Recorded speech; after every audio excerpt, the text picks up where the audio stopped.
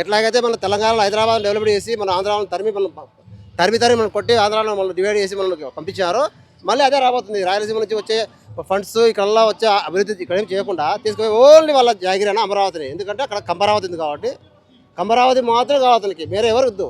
కానీ జగన్ అయితే వికింది దగ్గర మూడు భాగాలుగా బాగుండాలి ప్రజలు అనేది జగన్ కోరుకొని ముగ్గురు బాగుండాలనుకున్నారు. ఒక తల్లి ముగ్గురు పిల్లలు పెడితే ముగ్గురు బాగుండాలి కానీ ఒక్కడే బాగాలనుకోలేదు. కానీ చంద్రబాబు ధోరణి వెళ్ళదంటే ఒక్కడే బాగుండాలి, అది నా వాళ్ళే బాగుండాలి, అది నేనే తినాలి అది అనేది చుట్టూ సరౌండింగ్ అంతా ఆక్యుపై చేసుకున్నాడు. ఈ రోజు ఆడ విజయవాడలో ఎవరైనా సామాన్య వ్యక్తిపై ఏదైనా బాడకు తీసుకోవాలి, ఇల్లు తీసుకోవాలి, కానీ నీది ఏ కులము, నువ్వు యాదవవా, రెడ్డివా, బలిజవా, లేక కమ్మవా, కాపు అడిగిస్తున్నారు. కానీ అలా ఉండకూడదు. ఇలాంటి ధోరణికి స్వస్తి పలకాలి. మనము సమైక్యత, భిన్నత్వంలో ఏకత్వం. మన సమాజం లాంటిదంటే భిన్నత ఏకం, అందరూ కలిసి ఉంటేనే కలుసుకో అనేది.